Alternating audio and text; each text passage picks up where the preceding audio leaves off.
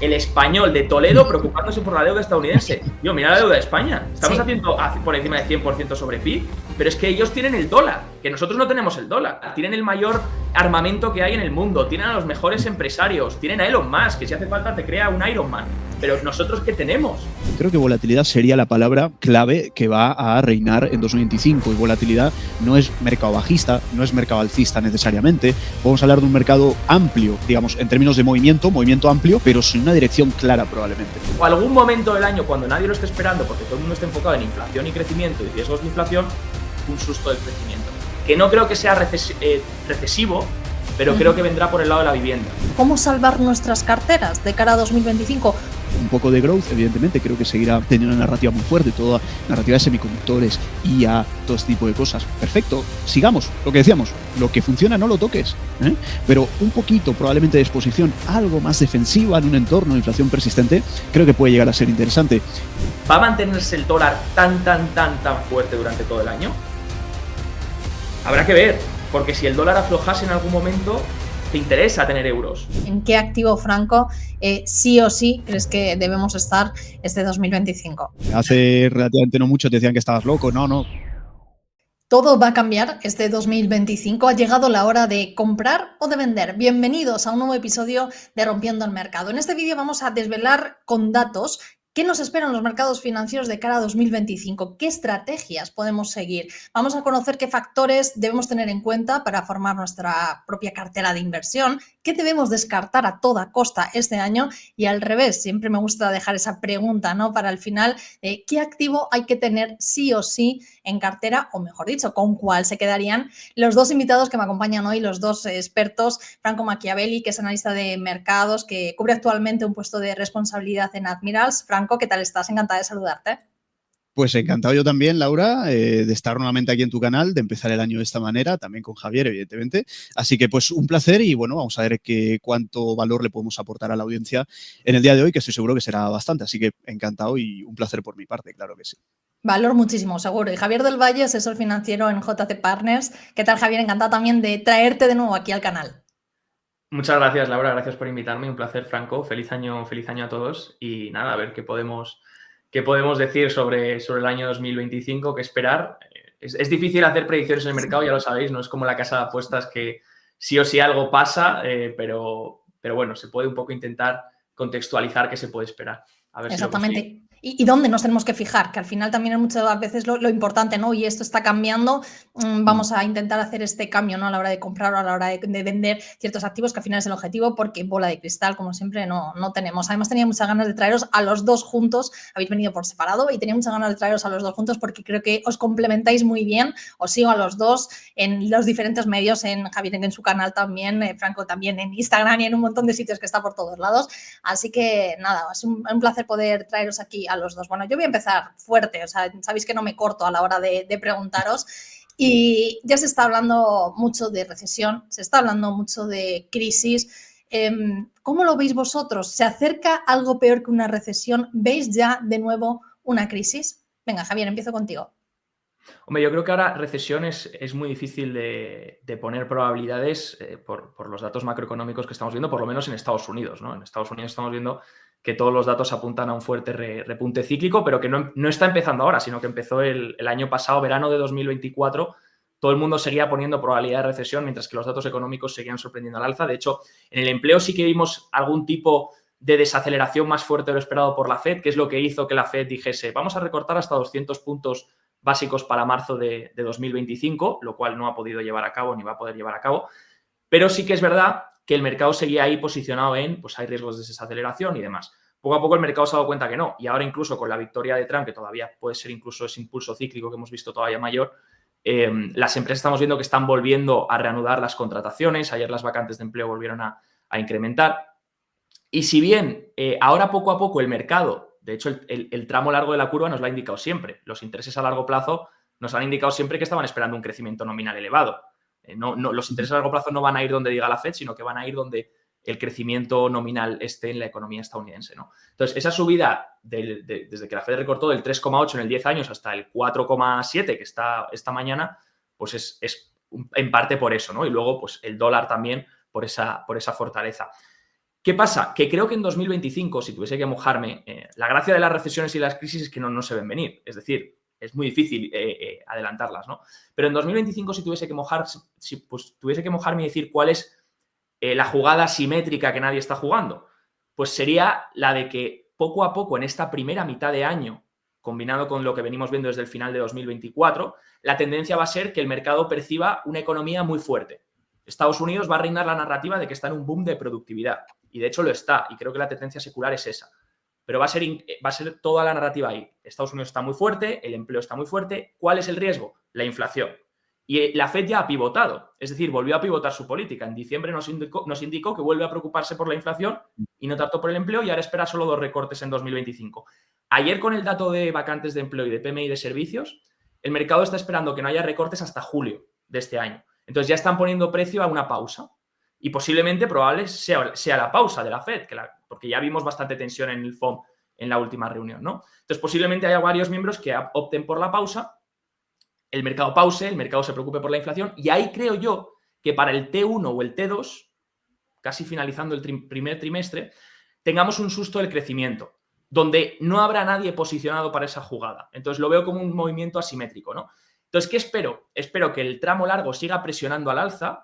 Los conocidos bond vigilantes están intentando tirar hasta el 5%, y ahí es donde están intentando presionar, sobre todo cuando Trump sale ayer Donald Trump y dice, hay que bajar los tipos de interés, que están muy altos. Sí, claro, Donald, baja los tipos de interés a corto plazo, que el mercado de bonos te va a responder subiendo los tipos de interés a largo plazo, que es lo que ya ha hecho durante este año, sobre todo cuando tienes un déficit del 8% sobre PIB, ¿no? Entonces, ¿qué creo que va a pasar? Que aunque bajen los tipos a corto plazo o Trump presione o incluso tal, la Fed posiblemente opte por una posible pausa, los tipos a largo plazo sigan presionando hasta la zona del 5%, quizás un poco más, no lo sé, pero esa zona es la que creo que puede ser el máximo. Y luego algún momento del año, cuando nadie lo esté esperando, porque todo el mundo esté enfocado en inflación y crecimiento y riesgos de inflación, un susto del crecimiento. Que no creo que sea recesivo, pero creo que vendrá por el lado de la vivienda.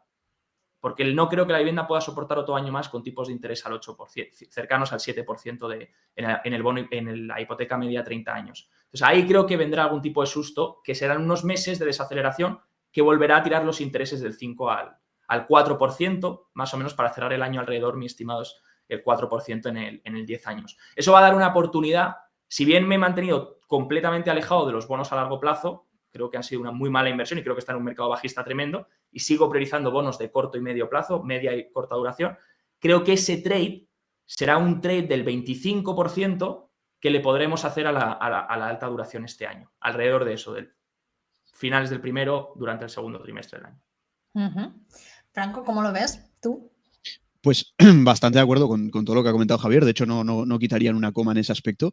Y además añadiría lo siguiente, ¿no? Que, claro, con estas expectativas que expectativas han cambiado constantemente, ¿eh? O sea, recordemos todo lo que se esperaba en cuanto a recorte de tipos a principios del año pasado, cuántos acabaron siendo finalmente, y toda esa expectativa también de miedo del empleo, ¿no? Con el empleo hay todo un tema, realmente, ¿no? Porque hablaban también de modelo nacimiento-muerte, encuesta de hogares versus establecimientos, el part-time versus el full-time job, cómo de verdadera es esa foto laboral fuerte que han intentado vender al mercado, pero al parecer pues la narrativa la compraron igualmente. Del lado del crecimiento lo mismo, 2,8 teníamos el Q3 y lo revisaban al 3,1, o sea, de momento creo que el mercado es muy sensible a lo que comentaba Javier, ¿no? O sea, es muy sensible a que de repente entremos en una fase de desaceleración económica en cuanto a crecimiento. No obstante, yo considero que seguirá habiendo crecimiento, con algún susto a lo mejor ahí en el medio que puede probablemente añadir ese componente de volatilidad. Creo que volatilidad sería la palabra clave que va a reinar en 2025, y volatilidad no es mercado bajista, no es mercado alcista necesariamente. Podemos hablar de un mercado amplio en términos, digamos, en términos de movimiento amplio, pero sin una dirección clara probablemente. Pero volviendo al tema del crecimiento, hay algo que puede asustar también al mercado. Probablemente no va tanto del lado del crecimiento, pero va del lado de refinanciaciones de deuda, ¿no? O sea, cuando el mercado constantemente estimaba una serie de recorte de tasas, pues ya evidentemente se van haciendo proyecciones en base a las pautas de refinanciación. Bien, pero cuando al final no se recorta tanto como el mercado estimaba, pues evidentemente hay un problema de ese lado. ¿Y por qué digo esto? Hay muchísima deuda corporativa que vence en año 2025. Sobre todo había mucha deuda corporativa triple B de muchas compañías que en el caso de que no puedan hacer frente como se debería a la refinanciación de esa deuda, a lo mejor tengan un downgrade y pasen a ser high yield en este, bueno, lo que siempre se ha llamado bono basura, pero se le cambió el nombre, queda más bonito, alto rendimiento, ¿no? Y ese puede ser un componente que añada volatilidad y temor al mercado, al menos desde ese lado. Del lado del crecimiento, como comentaba Javier, creo que realmente se va a mantener, probablemente con alguna variación, una oscilación mínima que haya en el medio, que le meta nuevamente miedo al mercado, porque es así de sensible, de pasar a, está todo súper bien, el pivote que comentaba Javier de la Fed, ¿no? Oye, ya no es tanto el crecimiento va bien, ahora es la inflación, pero si eso por lo que sea se gira un poco en años 25 y vemos efectivamente una inflación complicada de controlar, es como los recortes de peso, ¿no? Últimos kilos de una dieta son los más complicados de llegar al objetivo. Pero sumado ahora a lo que antes no nos preocupaba y ahora por lo que sea nos empieza a preocupar de nuevo, imagínate esa combinación. ¿Cómo se la va a tomar el mercado?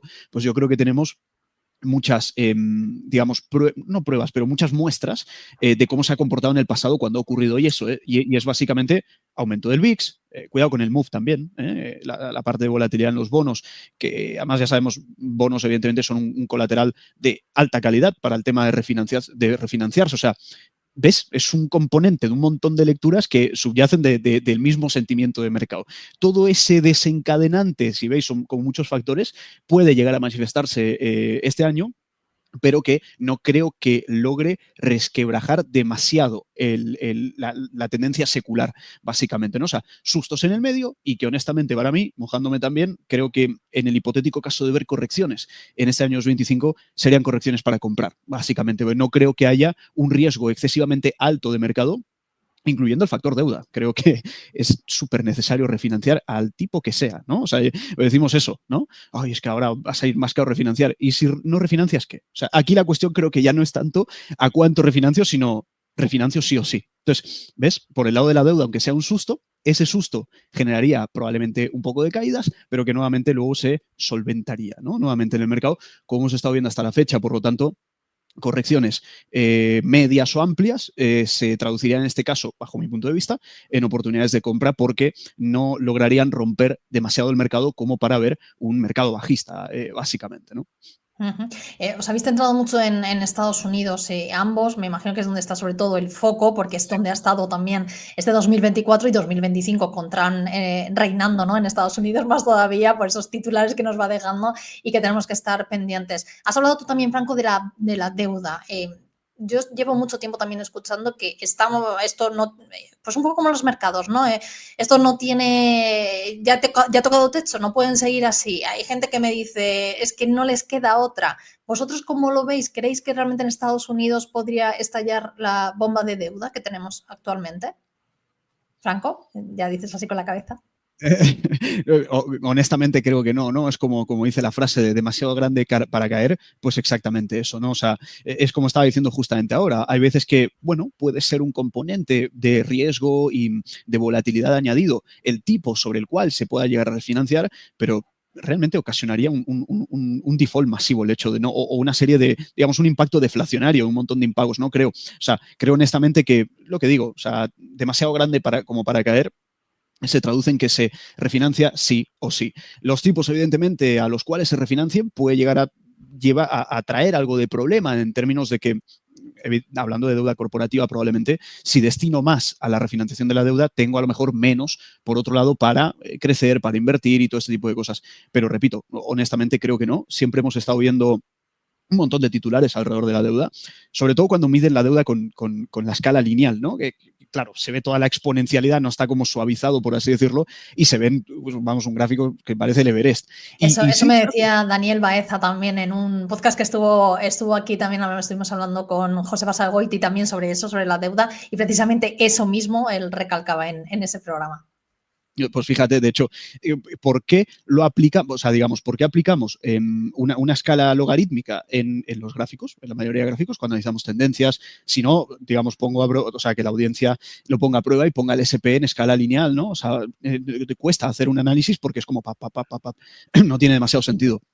Y por eso a veces pues medirlo en logarítmico en un montón de aspectos es lo más esencial. Pero vuelvo y repito, pese a todos los titulares que hemos estado viendo, creo honestamente que no. Creo que será patada para adelante nuevamente. Ya Donald Trump ha hecho referencia a que quiere que se aumente el techo de deuda en ese aspecto. Pero es que se viene aumentando siempre. O sea, dudo muchísimo que se lleve a cabo. Incluso algo similar dudo que se lleve a cabo como lo que ocurrió en 2023, ¿no? Con la crisis del techo de deuda, con lo que ocurrió con el TGA, que se tuvo que vaciar, hacer frente a eso y luego nuevamente volver a llenarlo, y todo eso drenó bastante liquidez en el mercado también. Pero incluso creo que no estaríamos ni siquiera cerca de una situación así. Creo que se prevé ya con bastante certeza, podríamos llegar a decir, que se aumentará el techo de deuda, que será una patada para adelante nuevamente, y básicamente eso descuenta todo ese miedo probablemente, que no digo que no esté, no digo que sea infundado, tiene todo el sentido del mundo, pero que se logre manifestar como un riesgo tangible en el mercado, las consecuencias serían catastróficas. Entonces yo creo que se evitaría a toda regla o a toda costa, porque es lo que hemos estado viendo hasta la fecha, básicamente, ¿no? Javier, patada para adelante también con la deuda en Estados Unidos. No, en cuanto al techo de deuda, pues obviamente lo tienen que ampliar o lo tienen que eliminar, va a ser la misma pantomima de siempre, ¿no? O sea, es el mismo espectáculo, el mismo show. Ya de hecho, Trump volvió a decir ayer que el techo de deuda quiere que se quite directamente. Entonces, a ver, Estados Unidos no puede impagar estoy de acuerdo con Franco, pero que algo claro es que Estados Unidos no puede impagar sobre su deuda. Y si lo hiciese, pues nos deberíamos de olvidar absolutamente de cualquier tipo de activo, de cualquier tipo de análisis de mercado, porque sería algo terrible y sería literalmente, ya no nos importaría mucha más cosa, ¿no? Entonces, creo que Estados Unidos no puede hacer eso, no puede impagar en ningún momento puede haber a lo mejor algún tipo de subasta fallida en el que el tipo de interés tenga que dispararse demasiado y pues meta algún tipo de susto, ¿no? Pues puede haber. Ayer la subasta del bono a 10 años tampoco fue una maravilla, ¿no? Estamos viendo intereses que compiten casi en los momentos en los que veíamos en Lehman, ¿no? ¿Qué pasa con la deuda en Estados Unidos? ¿Por qué ha subido tanto? Bueno, también es verdad que hay que entender que todo el mundo compara esto a 2008, o han comparado el año pasado a 2008 y demás, pero no tiene nada que ver, porque el sector privado en Estados Unidos no está endeudado. Lo que está endeudado es el sector público, y el sector público ha llevado a cabo ese endeudamiento porque el sector privado no lo ha llevado a cabo. Es decir, siempre se igualan, ¿no? Se neutralizan. Es decir, lo que el sector público se endeuda es dinero para el sector privado. Lo que el sector privado no se endeuda lo cubre el sector público. Entonces, por eso hemos visto unos gobiernos tan endeudados que obviamente esto no quiere decir que la MMT sea un sueño que funciona. Es decir, el problema, ¿cuál es el coste de este? Lo que estamos viendo, los tipos de interés. Es decir, Trump puede salir y decir, bajen los tipos de interés, Powell. ¿Vale? Powell puede bajar los tipos de interés. Ahora bien, ¿qué pasa? Que el mercado de crédito responde. Y responde diciendo, vale, pues oye, los tipos a 10 años y 20 años te los subo al 6%. Y ahora endeúdate, compra bonos ¿Y ahora qué le pasa al tenedor del bono que tiene bonos a 20, 10 años? Le cae como una patada, se empobrece, ¿no? Entonces, todo eso, al final lo que genera es los gobiernos se endeudan y aunque puedan endeudarse más para pagar ese coste sobre la deuda que cada vez es mayor, lo que hacen es que tienen que hacerlo un coste mayor. Y entonces ese coste mayor es el riesgo de unos intereses a largo plazo que se mantengan más elevados. Y no olvidemos que el Tesoro, durante el año pasado, esto es muy interesante porque hubo una persona que se llama Stephen Miran, que había trabajado en el Tesoro anteriormente y que elaboró junto a una persona que tampoco es de mi devoción, pero bueno, el coautor de la tesis fue Rubini, e hicieron una tesis donde acusaron al Tesoro estadounidense, a Janet Yellen, de haber hecho un control artificial de la curva de tipos, lo que se denomina ATI. Y básicamente lo que decían es que, al igual que la Fed implementó ese forward guidance que nos dicen, por eso hacen las predicciones y nos dicen dónde van a estar los tipos, que luego, como dice Franco, las fallan todas y cambian de opinión cada cinco días, pues lo que hace el Tesoro es que intenta implementar eso, es decir, intentar implementar ese forward guidance al mercado para que el mercado descuente. ¿Y qué ha hecho? Una de las cosas que hizo fue anunciar que iba a emitir menos oferta de bonos a largo plazo para así conseguir que el precio no baje tanto y que los intereses no sigan empujando tanto, y también lo ha hecho, es decir, lo ha llevado a cabo. Ha cambiado la emisión de deuda y está emitiendo en el tramo corto a letras en vez de emitir tanta oferta de cupones y bonos a 20, 30 años. Si tú emites menos oferta de bonos, pues el precio tiene más probabilidad de poder subir. Entonces eso hace que los intereses no estén tan tensionados, ¿no? Y de hecho, Stephen Miran, que acusaba de que esto había supuesto hasta 100 puntos básicos en el interés del bono a 10 años de bajada, es decir, que tendría que estar 100 puntos básicos por encima, un 1% por encima, Stephen Miran es quien ha sido ahora seleccionado por Donald Trump para estar en su círculo de asesores. Entonces, y Scott Bessent, que es quien ha elegido a Donald Trump como secretario del Tesoro, es una persona que ha criticado este movimiento de Janet Yellen durante todo el último año. Entonces, ojo, porque algo que queda todavía por presionar en los intereses es esa oferta si vuelve a equilibrarse históricamente y se vuelve a incrementar la oferta de bonos a largo plazo, pueden presionar todavía más los rendimientos. Por eso te decía que incluso antes de buscar esa caída en rendimientos a largo, a lo mejor incluso volvemos al 5 o buscamos el 5% o por encima. No lo descartaría, ¿vale? Del todo sobre la mesa.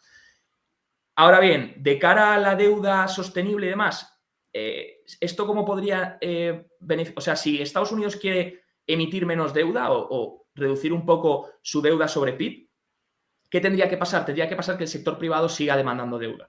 Entonces, si consigue Estados Unidos que el sector privado, que lo está haciendo en los últimos meses, siga reacelerando esa creación de dinero, esa demanda de préstamos, esa demanda de deuda, entonces el sector público puede empezar a disminuir esa emisión de deuda. De hecho, ayer Donald Trump ha dicho otra vez que está de acuerdo en reducir el gasto. Y de hecho, Scott Bessent, recordemos que una de las políticas, el secretario del Tesoro elegido, va a ser reducir el déficit al 3% sobre PIB para 2028. Está ahora mismo en el 5 o 6%. Entonces, también hay que cuestionarse cómo funcionaría una política de austeridad en Estados Unidos. Porque el mercado a lo mejor no se lo toma bien. Porque de primeras la política de austeridad sabemos que para una economía que está muy apalancada puede ser un shock muy grande. Porque puede funcionar en el largo plazo, como le está pasando, por ejemplo, a Milei. Pero el shock inicial que podría ocurrir en Estados Unidos, como ha dicho Branko, podría ser una crisis de refinanciación, podría pasar bastantes cosas, ¿no? Entonces, ojo con eso, y me va a gustar este año ver cómo el mercado le manda señales a Donald Trump. Es decir, si el mercado empieza a mandarle señales que cada día que Donald Trump hable sobre reducir el gasto, el mercado le mete una caída, será el mercado mandándole señales a Donald Trump diciéndole que no quiere todavía esa política de austeridad. Que, repito, no tiene por qué ser mala para Estados Unidos y puede ser muy buena esa política de austeridad. Pero ojo cómo se implementa y ojo lo rápido que se implementa, porque puede haber un shock inicial que no guste a mucha gente, porque no olvidemos de dónde venimos. Y es una economía ultra apalancada, un gobierno público ultra apalancado, igual que el resto del mundo, porque miramos a Estados Unidos. A mí la gente me hace gracia. La deuda de Estados Unidos, o sea, el español de Toledo preocupándose por la deuda estadounidense. Yo, mira la deuda de España. Estamos haciendo por encima de 100% sobre PIB, pero es que ellos tienen el dólar, que nosotros no tenemos el dólar. Porque ellos tienen el dólar, tienen el mayor armamento que hay en el mundo, tienen a los mejores empresarios, tienen a Elon Musk, que si hace falta te crea un Iron Man. Pero nosotros, ¿qué tenemos? Es que eso es lo que habría que preocuparse. ¿Qué tiene Europa? Porque está igual de apalancada que Estados Unidos. Pues no se preocupen tanto por Estados Unidos, que Estados Unidos le seguirá yendo bien. Preocupémonos por otras zonas. De hecho, mi siguiente pregunta era Europa, porque nos hemos centrado mucho en Estados Unidos, Europa, y si queréis centraros incluso en España, claro. Pero claro, Europa está en la UCI directamente, Franco. Yo creo que sí, que sin duda. Y más allá de digamos, puntos que ya todos tenemos por descontado, ¿no? O sea, una excesiva regulación ridícula, ¿no? O sea, se ha creado hace relativamente poco aquí un departamento de regular la IA, pero que ella, o sea, regulas algo que ni siquiera tienes, o sea, bueno, el tema de las botellas, las tapas, o sea, es el meme, ¿no? Como salía China fabrica pues, estos coches, Estados Unidos fabrica esto y Europa pues la botellita con la tapa, que es cuanto menos ridículo. Ese meme es súper real, en el fondo, entonces... es un mix de lo que ya sabemos, una excesiva regulación, una falta de inversión brutal en lo que es I+D, ¿no? Que al final pues todo eso es lo que contribuye luego a que puedas llegar a tener crecimiento, expansión y tal. O sea, date cuenta la combinación tóxica que es una excesiva regulación con una falta de I+D, desarrollo e investigación. Pero a esto le sumamos la guinda del pastel, la incertidumbre a nivel político. O sea, ¿quién manda actualmente en Francia, en Alemania, motores de Europa que están muy, muy tocados? ¿Quién manda en Europa? Esa sería un poco la pregunta. Digamos, te puede gustar más o menos Milei, pero sabemos al menos qué rumbo hay en Argentina, quién lo está liderando. Te puede gustar más o menos China, llámalo inseguridad jurídica, llámalo mucho hermetismo en los datos, ¿no? Todo este tipo de cosas. Pero sabemos lo que hay, al menos. Tenemos al menos una idea de quién gobierna y para qué línea más o menos quieren ir. Luego podemos hablar, si queréis, de los estímulos de China. Pero, ¿veis? O sea, sabemos un poco al menos cómo está China, cómo está Argentina, al menos en qué dirección van, quién lidera, etcétera, etcétera. Estados Unidos creo que está más claro que el agua. Sabemos un poco, no sé si sabemos exactamente el resultado de esas medidas tangibles, pero sabemos dónde van, sabemos el plan que tienen, ¿no? Pero ¿y en Europa? en Europa que hay, si hay una inestabilidad política espectacular. O sea, pongámonos ahora mismo en la piel, por ejemplo, de Donald Trump, si tiene que venir a hablar, digamos, a negociar X, ¿no? Por ejemplo, aranceles, ¿no? Que dicen que será inflacionario y tal. Hay como dos teorías, que será inflacionario y por otro lado que será una buena baza para negociar. Vale. Supongamos que hay que negociar. ¿Con quién? Si no hay claridad al respecto en Europa en ese aspecto. O sea, eso es, digamos, un deterioro crónico si no se, digamos, si no se revierte como es debido, que sería con una desregulación, no sé si absoluta, porque en todo el mundo hay regulación en mayor o en menor medida. Hablamos de que haya una regulación que pueda llegar a convivir acorde con ciclos competitivos, no ciclos, pero con áreas competitivas, ¿no? Entonces, si le sumas lo que decía, y repito, muchísima regulación, falta de I+D con inestabilidad política, te encuentras ante este desastre. Esto es curioso porque en muchas valoraciones de compañías, pues evidentemente Europa podría llegar a estar muy barata. Creo que incluso si uno es lo suficientemente tenaz y fuerte en su teoría o le asigna el riesgo debido, yo creo que sería eso, pues Europa, si a futuro cambiase, pues las valoraciones que hay ahora pues están bastante, francamente bien, ¿no? Luego sí que es curioso que tú ves el DAX subir un montón, ¿no? Esta es una pregunta muy, muy, muy típica relacionada con Europa. Si Alemania, el motor está gripadísimo y digamos, se estima que seguirá en esa línea o que va a ir a peor incluso por la parte política, por la parte industrial, ¿por qué el DAX sube tanto, no? Eso es lo que mucha gente se pregunta, pero creo que es una respuesta relativamente sencilla de explicar, ¿no? Hay que ver un poquito los componentes. SAP es una empresa muy, muy grande que pesa muchísimo en el DAX y otras tantas. Y cuando nos vamos a esas empresas, empezamos a ver un poco que, ¿cómo lo diríamos? La diversificación de ingresos que tienen, afortunadamente, no vienen todos de Alemania, porque si no estarían como estarían, ¿no? Me explico, ¿no? Entonces, esa diversificación en ingresos de las principales compañías que componen el DAX, gracias a que están bien diversificadas y no dependen exclusivamente de Alemania, reflejan que van bien a nivel fundamental, a nivel técnico también, y eso se refleja en el DAX, ¿no? En última instancia, el índice, aunque se llame índice representativo, no tiene por qué representar la evolución de la economía de ese país, ¿no? Entonces, dicho todo esto, todo lo que había dicho recientemente, sumado a el tema de las valoraciones. Creo que están interesantes, pero si estás dispuesto a tolerar ese riesgo añadido, intentando prever una solución futura. Algo que honestamente, al menos en el corto o en el medio plazo, yo por mi parte no veo en ese aspecto, ¿no? O sea, debería haber un cambio bastante fuerte de regulación, inversión en I+D muy fuerte y con un consenso, al menos en términos políticos, que aleje el factor de incertidumbre. Creo que incluso esto se ve en Estados Unidos, ¿eh? O sea, lo peor que hay no es que un gobierno sea de izquierdas o de derechas como tal, o la agenda que tengan. Lo peor que hay es que no haya claridad. El mercado no le gusta nada la incertidumbre alrededor del tema político, al menos que haya certidumbre, ¿no? Y a partir de ahí que se pueda llegar a volver a encaminar. Creo que esos serían algunos, a lo mejor me dejo alguno, ahora Javier lo podrá complementar, algunos de los factores que podrían llegar a contribuir, primero, que están contribuyendo a la situación actual, nefasta, y que podrían, por otro lado, contribuir a una solución si estas patas de la tesis pues se pudiesen al menos solventar en una parte. Creo que el mercado sería bastante generoso al respecto de ello, ¿no? Fíjate, yo cuando he hablado aquí también en el programa con gestores sobre todo de small caps, ¿no? Se están fijando mucho en Europa. A ver, hay que tener claro que, claro, cuando inviertes en este tipo de valores, son valores a largo plazo y, como dices, Franco, bueno, pues hay que mirarlos, pues casi ni mirarlos, ¿no? En muchas ocasiones. Y mucha gente se pregunta, bueno, entre Estados Unidos y Europa, en este tipo de compañías, small caps y media caps, siempre los gestores últimamente a mí me están diciendo, bueno, pues small caps en Europa por ese posible crecimiento, esas valoraciones que están por los suelos actualmente, ese posible crecimiento de cara a largo plazo. Javier, ¿cómo ves tú también qué factores nos pueden influir aquí en Europa? A ver, tiene lógica que los gestores digan eso porque depende desde dónde hagas el análisis, ¿no? Si lo haces desde el bottom-up, pues obviamente encuentras lo que decía Franco, valoraciones ridículas en muchas empresas. Además, en sectores que además no han sido los que más han empujado en los últimos años. Tienes cosas interesantes en industrial, tienes cosas interesantes en otros sectores, ¿no? Claro, si uno hace un análisis a lo mejor desde el top-down, que este tipo de fondos a lo mejor no hacen, porque son unos fondos que hacen valoración y buscan ese valor escondido, ¿no? Ese deep value que se conoce oye, y cuando el mercado lo reconozca, pues el mercado lo reconocerá, ¿no? Pero cuando haces un análisis desde arriba y te enfocas en la macro, pues obviamente es normal que te surjan ciertos sustos por la parte europea. No solo por lo que decía Frank, o sea, hay muchas... literalmente, o sea, esto no es tanto una cosa de un año, sino que es una tendencia que estamos viendo y es una tendencia que seguramente sea secular, ¿no? Ese cambio que estamos viendo en Europa, esa debilidad en general de nuestros representantes, esa debilidad social que hay mucho caos social también en Europa, mucho descontento. Luego tenemos en ciertos países problemas con las pensiones, que van a ser un reto estructuralmente elevadísimo.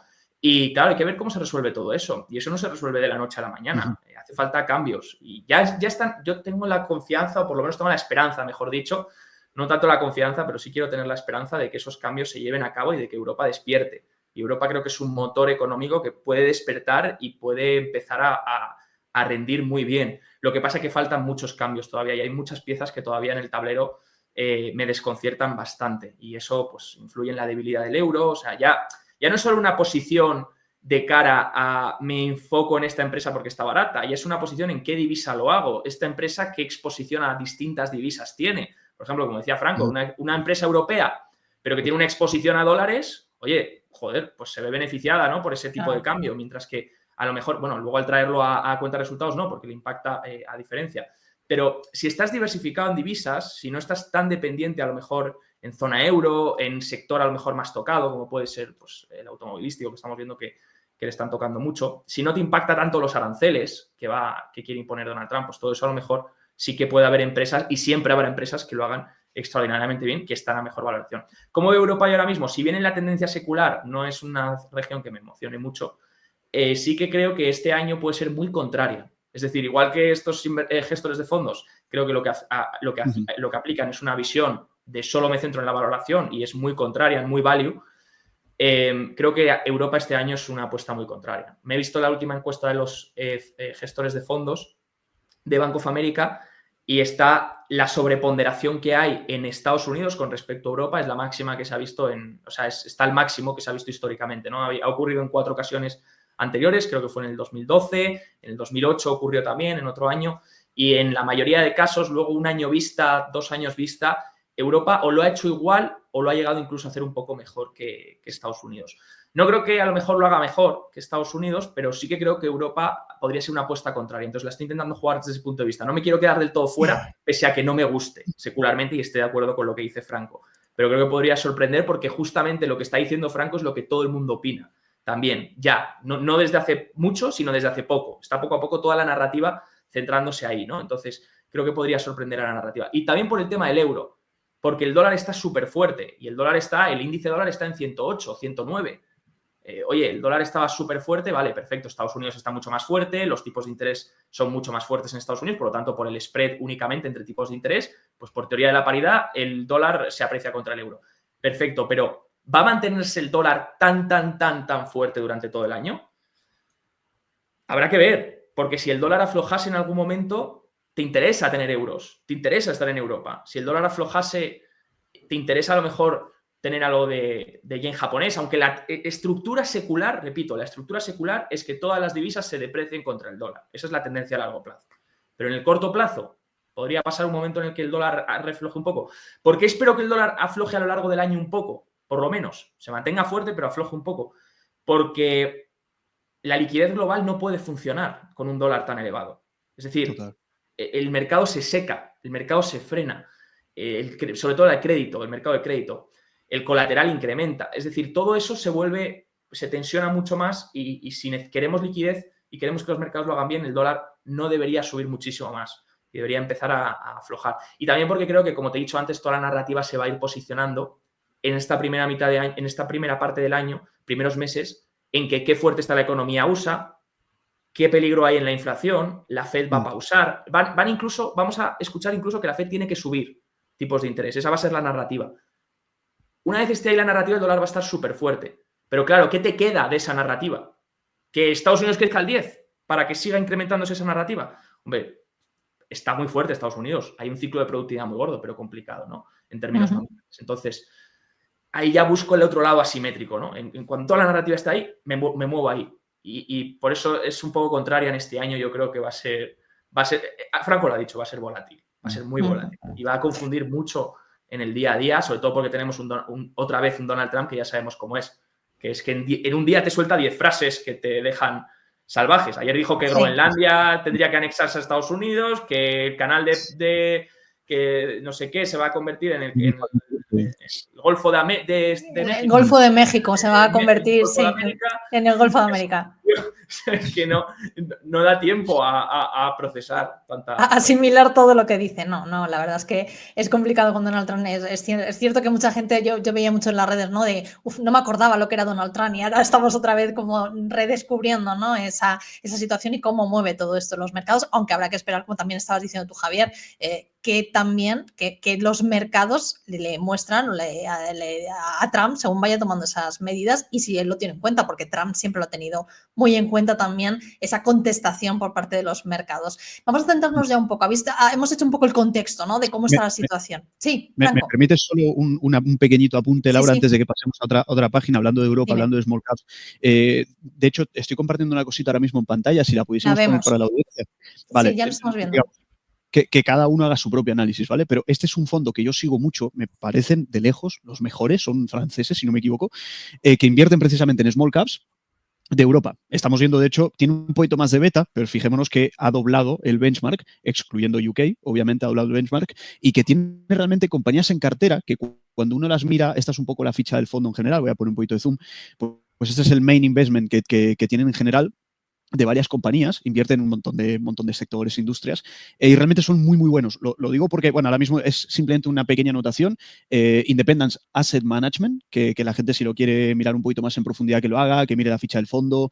Concretamente este es el de Europe Small Caps, o sea que realmente muy bueno.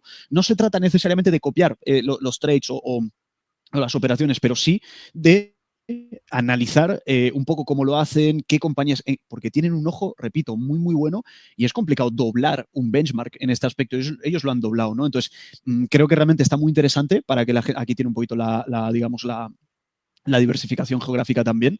Vemos que incluso también tiene una parte significativa en España, ojo, cuidado. Pero realmente lo dicho, que la gente pues un poco haga su propio análisis, que le eche un vistazo, pero realmente bastante interesante hablando justamente de esto. Antes de que pasásemos a otra temática, justo quería puntualizar un poco este fondo, que entre muchos los que hay, obviamente, me parece muy, muy interesante en este entorno, ¿no? No, y se agradece que deis un montón de ideas porque al final la gente, muchas veces hablamos de intentar dar ese contexto y tal, y ahora yo lo que quería entrar era un poco a eso, ¿no? O sea, hemos hablado un poco del contexto, los peligros, en qué os estáis fijando en Europa, Estados Unidos. Sí me gustaría saber cómo en esta situación, cómo salvar nuestras carteras de cara a 2025, cómo las formamos, cómo las estáis formando, más o menos así, o sea, cómo salvar las carteras de los inversores de cara a este 2025, Franco. Bueno, yo creo, y esto se ve mucho a veces cuando el mercado cae, ¿no? A mí a veces me han preguntado clientes, etcétera, etcétera, ¿cómo me cubro, ¿no? ¿Qué hago?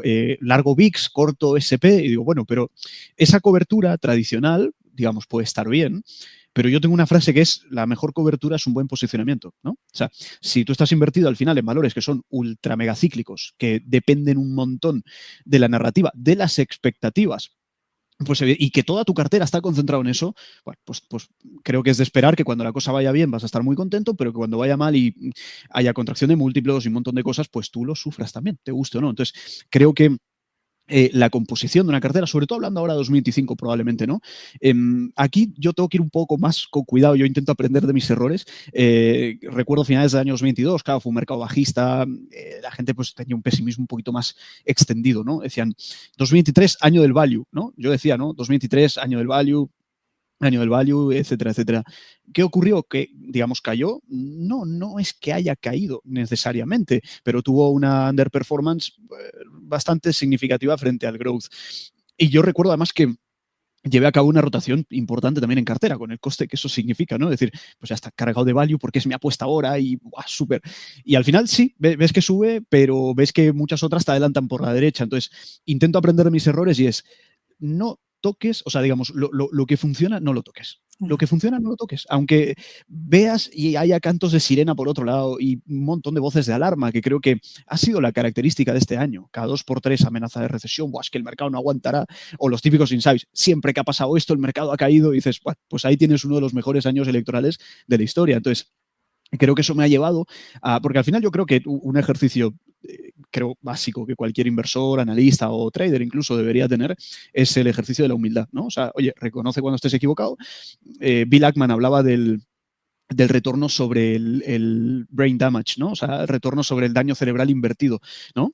Porque a veces también, digamos, nos invade mucho el orgullo y el ego de decir, no. Yo he analizado esta compañía, le he dedicado 11 horas, 12 horas, 20 horas al estudio entero de esta compañía por el cualitativo, que lleva mucho más tiempo el cualitativo. El cualitativo tienes que leer un montón, ¿sabes? O sea, te vas a un screener y un cuantitativo relativamente rápido lo sacas. Un cualitativo lleva tiempo.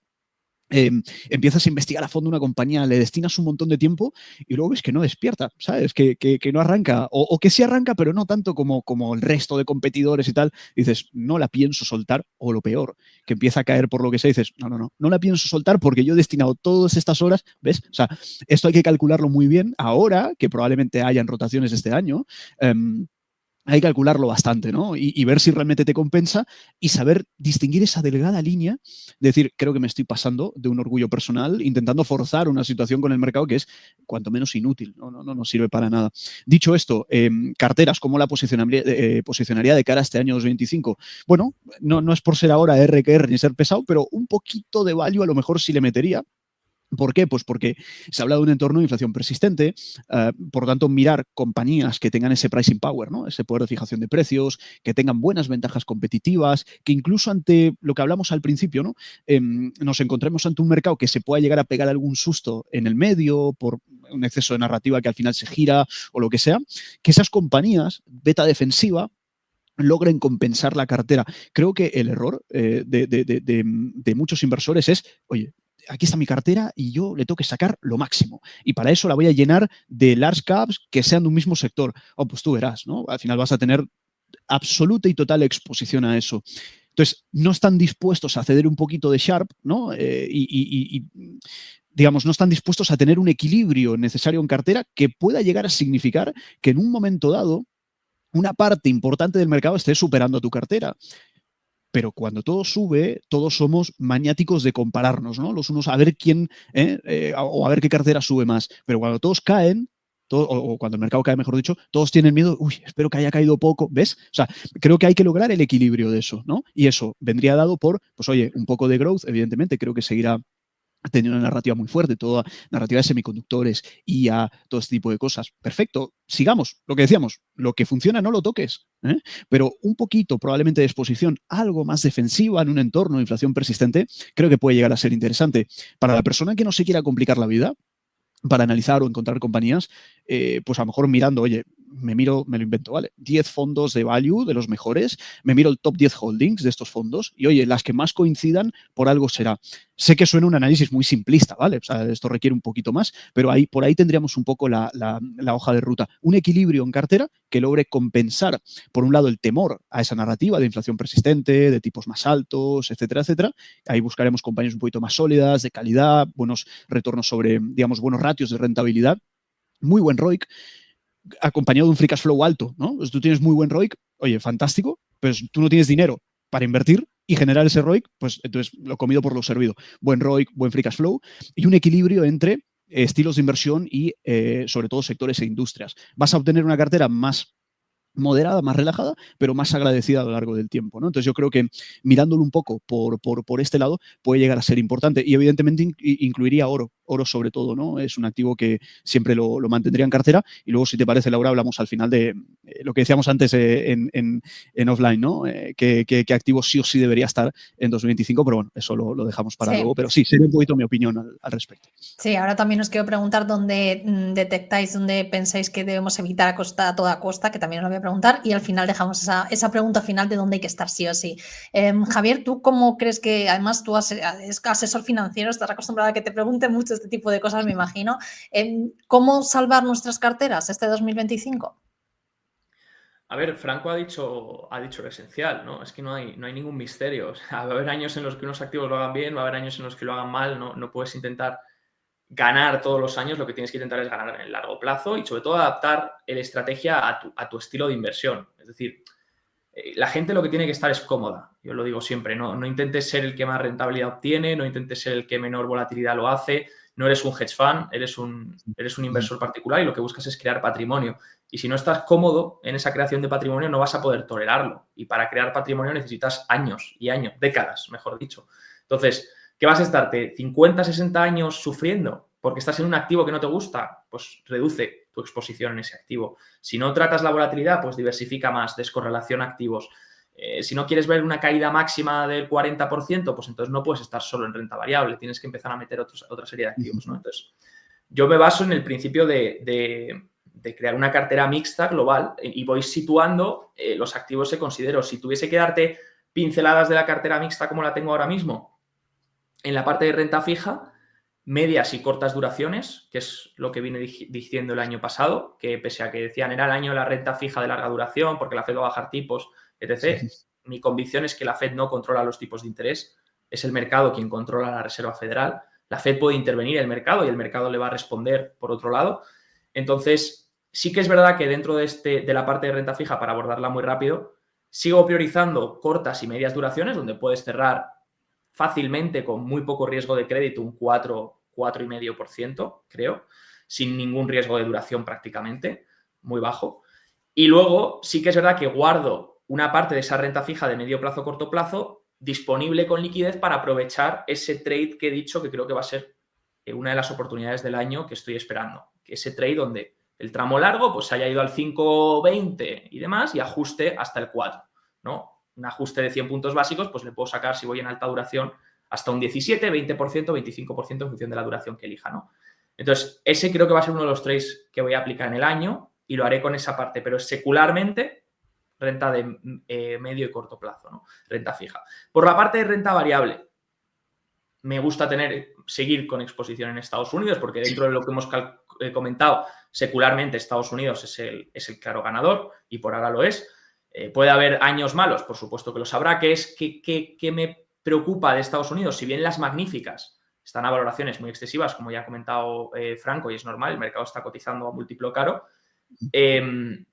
Claro, no es la misma condición hablaba del retorno de capital invertido, ¿no? Hablaba de ciertas métricas de calidad. No es la misma calidad la que tienen las empresas hoy que componen el S&P 500 con un 30 y pico % de peso, el top 10, que las que había en la burbuja.com. Es decir, los ratios de calidad son muy distintos en los que hay ahora y la generación de flujo de caja, el poco endeudamiento que tienen estas empresas y tal. ¿Cuál es el riesgo que identifico con las magníficas? El CAPEX. Y si bien han incrementado muchísimo el CAPEX ya en los últimos resultados empresariales, donde vimos incluso que Meta caía un 10% simplemente por incrementar el pronóstico de CAPEX y tal, creo que ahí es donde el inversor se va a fijar. Oye, ¿qué es lo que puede paralizar ese flujo de caja libre para el accionista en las empresas? Ese incremento en CAPEX. Y si bien se ha incrementado ya y la tendencia si tú aplicas la tendencia en dólares, sí que ha incrementado mucho el CAPEX de las tecnológicas. Pero si lo pones en tendencia de ratios sobre ventas, lo traes a un ratio de ventas, ves que la tendencia es creciente, un poco como lo que decía Franco, ¿no? Que la deuda, por ejemplo, hay que mirarla en términos de logarítmico y ver cuánto crece la tasa de cambio y no tanto en lineal. Pues lo mismo con el CAPEX. Si lo mirásemos en lineal en dólares, dirías, ostras, el CAPEX que requiere el sector tecnológico para crecer es una barbaridad comparado con 2003. Sí, pero si lo haces en ratio de ventas, te das cuenta que es una proporción que está creciendo de forma lineal, ¿no? Entonces, a partir de aquí no me gustaría ver mucho más incremento en CAPEX. Es decir, si empezamos a ver una tendencia por ahí de que hace falta más CAPEX, si no el crecimiento puede desacelerarse, tal, eso no me gustaría de cara a las magníficas, ¿no? Creo que puede ser el riesgo. Sin embargo, creo que hay magníficas que están a todavía buena valoración, a buenos ratios de calidad, creo que hay algunas que me gustan, pero para la parte de renta variable, creo que este año sí, si bien el año pasado lo comenté a partir de verano, que me estaba ya exponiendo más equiponderado, diciembre ha sido un año muy malo, un mes muy malo para la participación de mercado, el equiponderado, la amplitud, las small caps, ha sido terrible, prácticamente solo han aguantado las magníficas el mes de diciembre, entonces ha salido bastante mal al final, ha tenido una rentabilidad mucho menor, pero sigo priorizando equiponderado, para estar tranquilo, porque creo que va a dar una rentabilidad en términos de volatilidad, si ajustamos por Sharpe, como decía Franco, a largo plazo mejor. Es decir, voy a obtener mayor rentabilidad por menor riesgo asumido, ¿no? En los próximos 5 años. Entonces, me gusta equiponderado siempre y cuando a lo mejor combine. Personalmente, yo estoy cogiendo equiponderado en Estados Unidos de SP, que le da el mismo peso a todas las acciones, así no tienes ese riesgo de ajuste del 30% de magníficas, pero con algunas magníficas que me gustan. 2 o 3 que me gustan, ¿no? Y luego sí que me estoy exponiendo más a mid caps, small caps, poco a poco estoy abriendo más y más posición. Sí que el año pasado lo comentamos, las small caps, Laura, cuando estuvimos con Gustavo también hablando para 2024. Sí que es verdad que había todavía muchos riesgos y estaba ahí un poco en duda. Sí que no lo han hecho del todo mal, pero lo han hecho mucho peor que el SP. Entonces creo que este año a lo mejor sí que podríamos ver brillar un poco las small caps. Va a ser duro a lo mejor si los intereses siguen subiendo hasta el 5%, pero luego una vez ya lleguen a una zona máxima, a lo mejor ahí empiezan a brillar un poco, ¿no? Y luego me gustaría combinar también algo que me dé cobertura si el dólar baja. Como hemos dicho antes, el dólar está muy alto, etc., todo genial, ganamos mucho dinero cuando el dólar sube, los europeos, si estamos invertidos en Estados Unidos, nos ha dado un 6% en el último año, creo, el movimiento divisa, pero claro, ¿y si el dólar se gira? Hay que tener esto muy en cuenta. ¿Y qué pasa si el dólar se gira y encima tenemos una corrección en los mercados? Es que nos da doble esta vez. Entonces, quiero tener algo de cobertura al dólar. ¿Cómo lo puedes hacer? Como decía Franco, con oro. El oro creo que lo va a seguir haciendo bien. Creo que está en una tendencia secular en un entorno que le favorece mucho. No creo que dé la misma rentabilidad que el año pasado, pero que lo seguirá haciendo bien. Y luego a lo mejor te interesa, a lo mejor, pues eso, complementar un poco de Europa por si acaso el dólar se gira, como apuesta contraria, que hemos dicho antes, o incluso complementar con un poco de emergentes, diversificando emergentes. Sí que es verdad que dentro de emergentes a lo mejor me enfocaría en países. Si bien China es una apuesta complicada, no descartaría del todo China de la mesa, ¿vale? Sí que es verdad que los aranceles le van a golpear, pero hay que ver qué hacen finalmente con el estímulo. Y hay que preguntarse por qué China no está estimulando de forma drástica todavía. No quiere devaluar tanto el yuan para tener una posición estratégica contra Estados Unidos. Dentro de eso, sí, al final lo que tiene que hacer es estimular fuerte y el yuan bajar.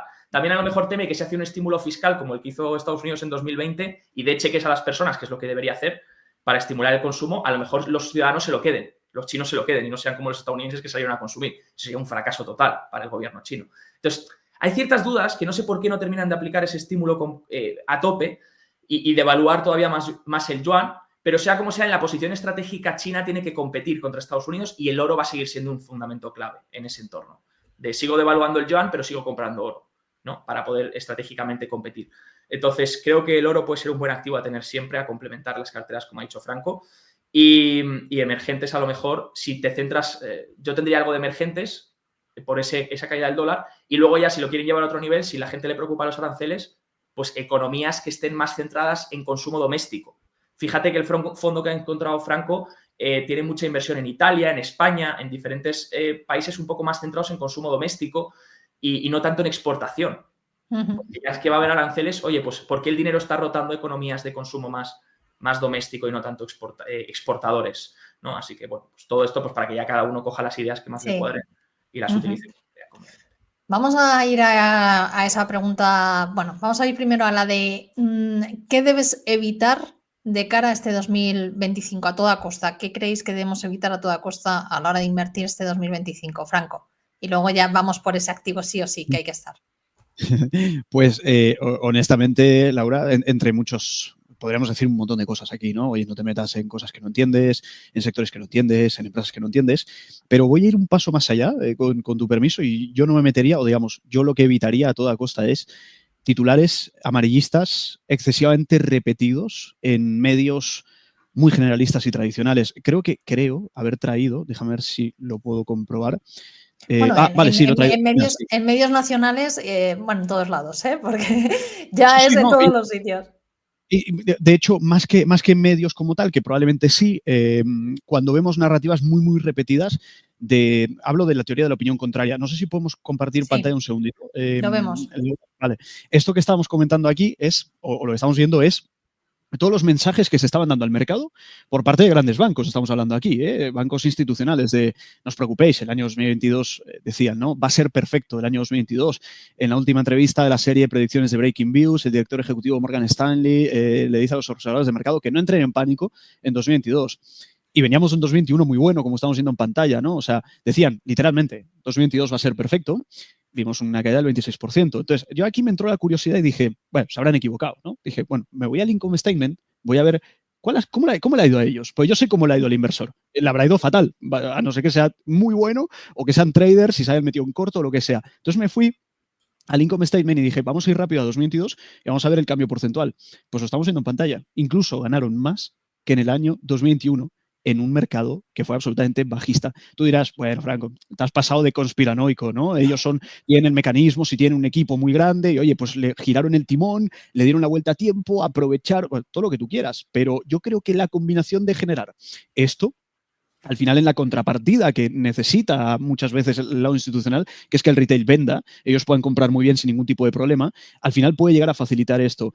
Obviamente no quiero ser tan simplista, que cada uno le eche un vistazo a estos insights y saque su conclusión o que nos lo deje saber en comentarios. Más 9% el cambio porcentual en el crecimiento de ingresos, en net income, en la comparativa 2021, que fue un año, como estamos viendo en esta imagen, muy alcista, o sea, ganaron incluso más en ese aspecto. Si nos vamos a la división europea, del income statement de Morgan, esto sorprende todavía más 91%. O sea, doblaron. O sea, yo sé que el 9 sonaba más normalito, ¿no? En plan, bueno, más 91, ¿no? Ves además un incremento, como vemos aquí, muy, muy fuerte en lo que fue trading, ¿no? La parte de trading que le reportó mucho. Digamos, banca de inversión incluso fue menor al incremento 2021. ¿Por qué estoy diciendo todo esto? Y no me quiero tampoco enrollar en exceso. Esto es lo que creo que tiene que evitar el pequeño inversor, esos titulares. Sobre todo esto me recuerda mucho bueno, aquí tenemos otra, ¿no? O sea, me estaba olvidando ya de todo esto. Barrons, cuando decía, ¿por qué no va a recortar tipos este año? Lo publicaban a mediados de... A esto me refiero con esos titulares tan generalistas que además se repiten mucho, pues 3 recortes desde que dijeron esto, ¿no? O sea, incluso es interesante ser contrarian. Yo creo que aquí, porque no tengo tiempo, la verdad, pero vería a ver cómo puedo crear un sistema, no crear, pero al menos estudiar un sistema que sea contrarian frente a todo este tipo de cosas. Otro más, me había olvidado que había traído todo esto, fíjate. Cuando las cripto no paraban de caer, Bitcoin, The Economist lanzaba este mensaje y quiero que prestemos mucha atención a la fecha, 19 de noviembre de 2022, que hablaban de esto, el crypto downfall, ¿no? Decían, es que esto, la promesa de las cripto no estaba a la altura y en definitiva, de una forma u otra, te van sesgando, pero luego fijémonos en este gráfico.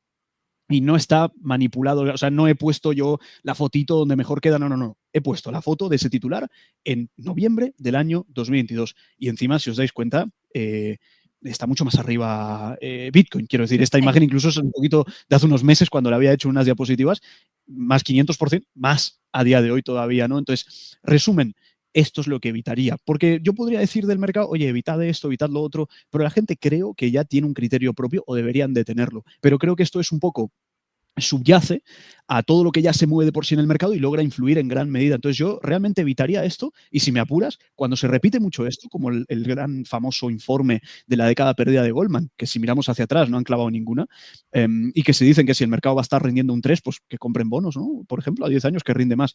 Y no fueron muy claros en esa respuesta. O sea, en resumen, para resumir mi comentario, en lugar de centrarme mucho en aspectos de mercado, me centraría en esto porque logra influir mucho al inversor, o supongo que logra influir muchísimo al inversor, y en última instancia lo deja fuera de grandes rallies, ¿no? Y que incluso si son más críticos todavía, que apliquen la teoría de la opinión contraria, con cuidado, obviamente, pero que no se fíen tanto de ese tipo de titulares, porque cuando ven que viene de Morgan, de Goldman, dirán, con el equipo que ellos tienen, pues lo dirán por algo. Pues no necesariamente. O a lo mejor sí, lo dicen por algo porque necesitan esa contrapartida. No lo sé, lo dejo ahí en interrogantes, pero si tengo que aportar algo por mi parte a tu pregunta, Laura, pues yo diría esto, básicamente. A mí si me dejas aportar también, pues que sigan aquí rompiendo el mercado, que precisamente huyo y siempre lo diré, huyo de ese tipo de amarillismo, de titulares que llamen la atención y me podría ir mejor seguramente aquí en YouTube y en todos los lados, pero huyo de ello y al revés, lo que intento es traer diferentes puntos de vista como vosotros dos, diferentes estrategias para que cada uno saque su propia conclusión, que os escuche expertos de verdad y que saque su propia conclusión. Primero, que se conozca como inversor y luego que tome esa decisión de, oye, pues yo prefiero Europa y apostar por small caps o no, mira, yo prefiero Bitcoin, que me parece una buena oportunidad. Que cada uno decida, pero por lo menos que tenga ese conocimiento de expertos como vosotros y que se suscriban aquí a Rompiendo el Mercado. Aprovecho ya también la cuña de Publi, me lo has dejado muy bien, Franco. Javier, ¿tú dónde crees que no deberíamos estar por nada del mundo este 2025? No, me ha gustado mucho la reflexión que ha dado Franco. Déjame añadir una cosa, justamente me ha gustado porque las portadas del Barrons, además, o de The Economist, es que son muy fuertes. Es increíble, ¿no? Alguien tiene que hacer una especie de estudio a ver cómo se clavan, ¿no? Sí que es verdad que cuando salió la de Jerome Powell, cuando decía, ¿por qué no habrá recortes? De hecho, tengo un tuit que publiqué literalmente esa misma portada que ha enseñado Franco, diciendo, Barron's acaba de anunciar que vamos a ver recortes este año 2024, ¿no? Que era cuando, recordemos la narrativa, ese momento la narrativa era la Fed debe subir, no debe recortar, debe subir tipos de interés, ¿no? Y al final acabó llevando 100 puntos básicos de recortes en el año. Lo digo para que este año apliquemos ese sentido contrario también. Cuando veamos la portadita de que vuelvan a decir la Fed tiene que volver a subir tipos, la Fed ha parado las subidas de tipos, las bajadas, tiene que volver a subir porque la inflación se va a volver a descontrolar con Trump, con los aranceles, con el control de la inmigración, con todo eso, que eso va a impactar mucho también al empleo, pues ahí a lo mejor será una señal contraria de cuando los intereses a largo ya han llegado a zonas máximas, ¿no? De ese trade que comentaba antes. Así que me ha gustado eso como combinación también. ¿Qué huir? Personalmente este año estoy alejado de, si bien creo que la visión es correcta, la que dice Franco, de que cada uno debe hacer sus propios análisis y realmente no invertir, vuelvo a repetir, no invertir no porque creas que va a caer o porque un amigo te ha dicho que va a caer o porque alguien en internet ha dicho que va a caer, sino porque tú no te sientas cómodo. O sea, tú tienes que estar cómodo invirtiendo donde tú consideres y no hagas caso a una persona porque parezca más inteligente o porque tenga un grado de la universidad de Michigan o donde sea, ¿vale? O sea, no hagas ni caso a eso, simplemente déjate guiar por tu sentido común. En los mercados lo que más funciona es el sentido común. Es muchas veces decir, yo los mejores movimientos macro que he detectado, los he detectado cuando todo el mundo tenía una narrativa en la que yo me situaba y decía, no puede ser verdad. O sea, es que no puede ser esto así. No tiene ningún tipo de sentido. Y lo estudiaba por todos los lados y no me cuadraba, me rechinaba algo ahí.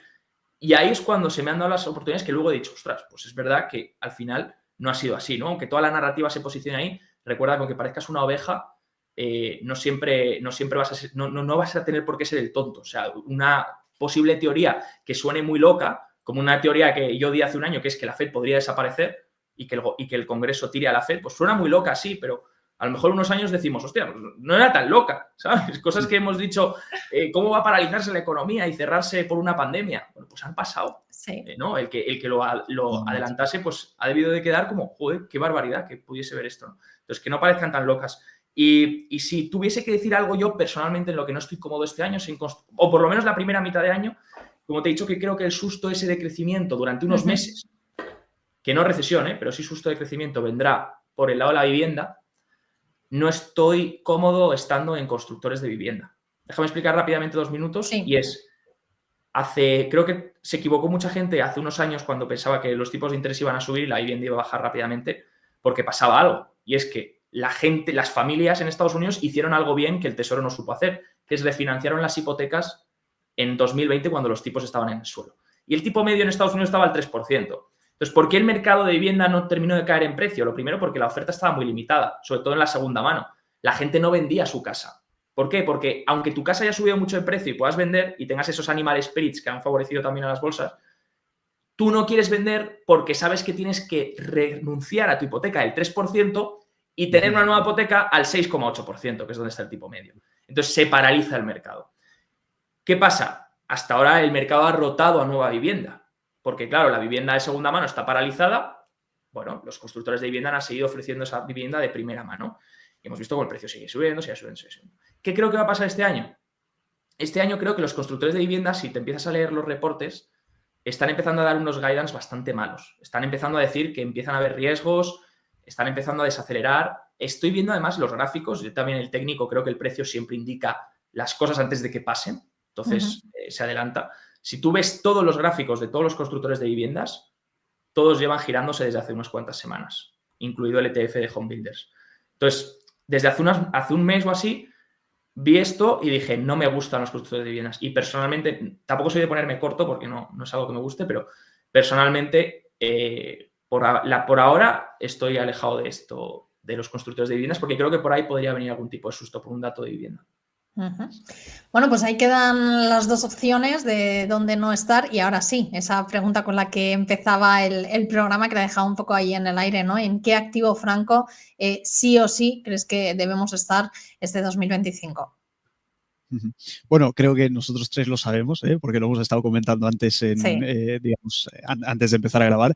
Y si me dejas adelantarme, nos va a sorprender.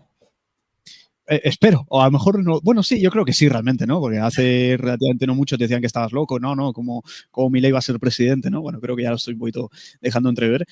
Y luego decían, no, es que Milei no llega a diciembre, ¿no? Miles de cosas, ¿no? Ojo, no me estoy posicionando políticamente, creo que cada uno puede llegar a tener su opinión y lo que voy a decir ahora no tiene ningún matiz político, tiene un matiz puramente de mercados y de cómo está reaccionando el mercado a todo ello, ¿no? Sobre todo por un montón de datos macros, al riesgo país ha visto un desplome muy importante, grandes inversores, ¿no? Yo sigo mucho, a mí me gusta mucho inversores que, de hecho, dicen que la macro no sirve para invertir, pero Druckenmiller, que para mí es un referente, pues claro que utiliza la macro e incluso el técnico, o sea, fíjate, ¿no? Pero bueno, Druckenmiller y un montón de grandes inversores también están mirando mucho a Argentina.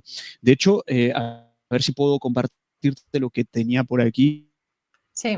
Laura, que es justamente traía tantos gráficos que al final creo que no he puesto casi. Vale, aquí lo tengo. De hecho, esto sirve, si podemos compartir un segundito para que lo vea la audiencia, esto sirve un poco para entender. Ahí estamos. ¿Cómo fue la evolución de estos bonos? Estoy hablando de bono GD30. Claro, si lo ponemos literalmente así en Interactive, que ya sabemos que para localizar bonos de este estilo, pues tienes que ir a brokers grandes, ¿no? Que tengan pues, una oferta muy amplia. No lo vas a encontrar por GD30, de hecho te van a salir cosas un tanto, no se va a entender. Entonces, tengo el easing, como estáis viendo justamente a la izquierda en pantalla, para el que lo quiera buscar y que lo puede llegar a encontrar.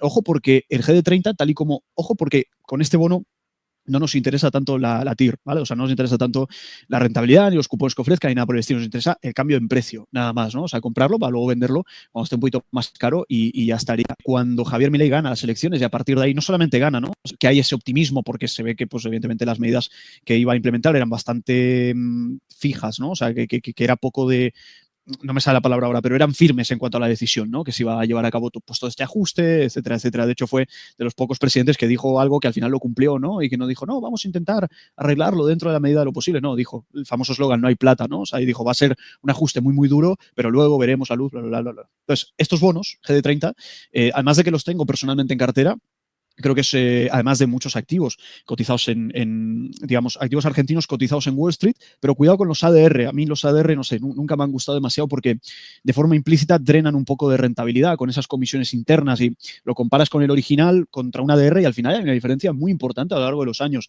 Pasa que, claro, el peso argentino se ha revalorizado ahora, pero claro, cualquiera preferirá dólares. O sea, podría entender la parte de los ADR, pero sería básicamente lo que estamos viendo en pantalla. Démonos cuenta que cuando Javier Milei gana las elecciones, a partir de ahí vemos una subida espectacular en bonos, en este tipo de bonos que no habían tenido este rendimiento nunca. De hecho, tenían una pendiente mucho más negativa, obviamente, porque era un desastre la situación. Más bien lateral, cuando empieza a haber un 30% de los votos en las primarias y luego cuando finalmente gana Milei las elecciones, vemos un fuerte repunte que a día de hoy, como digo, está todavía más arriba y más alto este bono, ¿no? O sea que sería, bueno, un dato interesante a compartir, además de, pues, no sé, Vista Energy, Banco Galicia también, porque al final los bancos van a jugar un papel fundamental en la economía argentina en el caso de ver esa reactivación que incluso se estima que se va a ver este año 2025. O sea que, bueno, es un poco mi apuesta un tanto divergente a lo normal, a lo tradicional, ¿no? También te podría decir mineras, que siempre me han gustado mucho y el oro ha estado subiendo mucho, pero han estado muy castigadas. Creo que el OPEX de mineras también ha drenado mucho, ¿no? De ese crecimiento, ¿no? Tiene un costo operativo muy, muy grande de extraer ese oro y con un crudo probablemente que vaya tendiendo a la baja por políticas de Trump, pues a lo mejor ahí se junta la ecuación de que el OPEX se contiene un poquito más y finalmente se ve un poquito más de rendimiento porque el oro, a priori, la tendencia es muy buena y va a continuar. Y cuando tú te dedicas a vender algo que está más caro en el mercado, pues la ecuación es bastante simple. Pero si en el medio te gastas mucho en extraerlo, pues tienes ese tipo de problemas. Pero bueno, podría decir minas de oro, pero sobre todo Argentina, que es el punto más importante, el foco principal, que he vigilado durante 2024 y que me ha dado muy buenas alegrías, pero que vigilo también de cara a este año y que creo que a criterio de cada uno, pero bueno, que al menos lo tengan ahí presente, ¿no? Bueno, pues una apuesta diferente, divergente, como estás diciendo tú, Franco, y sorprendente, ¿eh? Porque no es algo que yo vea muy habitual. Así que, bueno, pues por lo menos a tenerlo en cuenta y a vigilarlo. Javier. Muy interesante, me alegra haber visto una idea de bonos, ha sido interesante. Mira, yo te doy tres, como he dicho antes ya, cómo he estructurado la cartera, para no mojarme en algún activo como tal, porque no veo ninguno que destaque frente al otro. Te digo tres tendencias que estoy vigilando. Bueno, dos sobre todo importantes, que son, lo primero, la escasez de mano de obra cualificada en Estados Unidos. Está siendo ya un problema. Varias empresas, el otro día me vi, McKinsey hacía un estudio donde muchas empresas lo están marcando como que va a ser el próximo reto corporativo, que es que no hay gente cualificada en el mercado laboral estadounidense. Entonces van a tener que formar mucho más a sus empleados. Y en esa formación pues entran muchas empresas de capacitación o entran mucha empresa de software que permita una mejor automatización, mejora de productividad y demás, porque al final hay un gap ahí de mano de obra cualificada en Estados Unidos que encima, si empiezas con un control migratorio, pues todavía podría ampliarse más, ¿no? Porque a lo mejor dentro de esa oferta que pudiese llegar laboral, pues la estás quitando de dentro del mercado, por lo que las empresas tienen que competir todavía más por encontrar mano de obra cualificada y poder captarla, ¿no? Entonces eso puede suponer también incluso un incremento en los salarios y demás cosas, ¿no? Pero por ahora va a hacer falta empresas que se dediquen pues, a todo este tema y además por tendencias seculares como pueden ser la demografía, las jubilaciones que llegan de los baby booms, de los baby boomers ahora en estos próximos años. Entonces, todo eso da oportunidad en análisis del mercado laboral, empresas que se dediquen a eso, herramientas de búsqueda de empleo, capacitación basada en habilidades, automatización, todo ese software que mejore también la productividad, ¿no? Luego otra tendencia es la seguridad del todo. Pasó algo a inicio de año que hackearon bueno, sabéis que nos han hackeado también la Hacienda Pública, el CGT, aquí en España hackean todo, nunca pasa nada. Tú ahora bien, como cojas un dato mal o se te vaya un dato de un cliente, prepárate para una multa de protección de datos, ¿no? Pero mientras tus datos están ahora mismo por India flotando y no pasa nada. ¿Qué pasa? Esto da oportunidad de inversión también. Creo que todavía más se va a incentivar la oportunidad en ciberseguridad y en privacidad de datos. Creo que eso tiene todavía mucha escalabilidad, es una macro tendencia y sobre todo con lo que ha pasado en los últimos meses. Hace poco el Tesoro estadounidense fue hackeado por, se supone, hackers chinos, según informó el Tesoro. Entonces creo que ahí los gobiernos incluso van a seguir invirtiendo mucho en tema de ciberseguridad.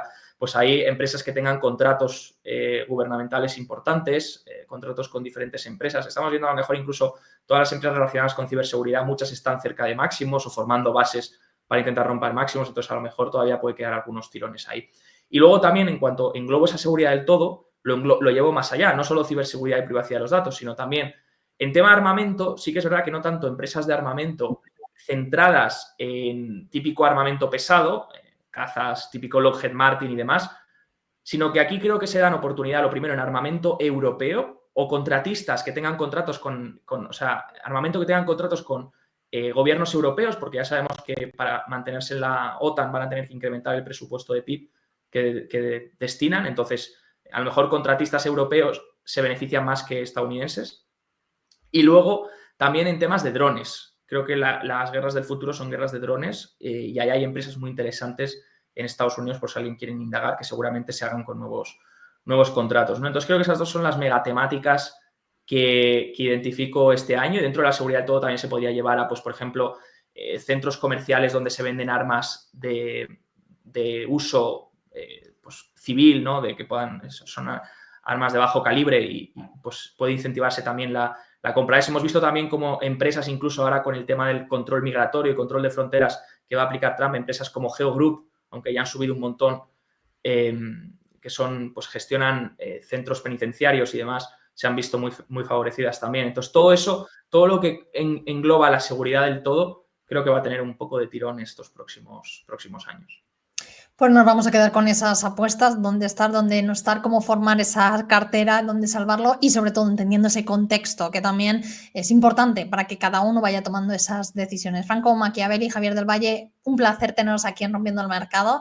Os seguiré de cerca, seguiremos cómo evolucionan también estas ideas que nos habéis dado para ver cómo va este 2025 y ya os digo que a finales de 2025 os invitaré de nuevo y diremos, oye, ¿qué es lo que ha ido bien y qué es lo que no ha ido tan bien y dónde ha habido las oportunidades? Así que gracias a los dos, ha sido un auténtico placer. Gracias a ti. Muchas gracias. Gracias.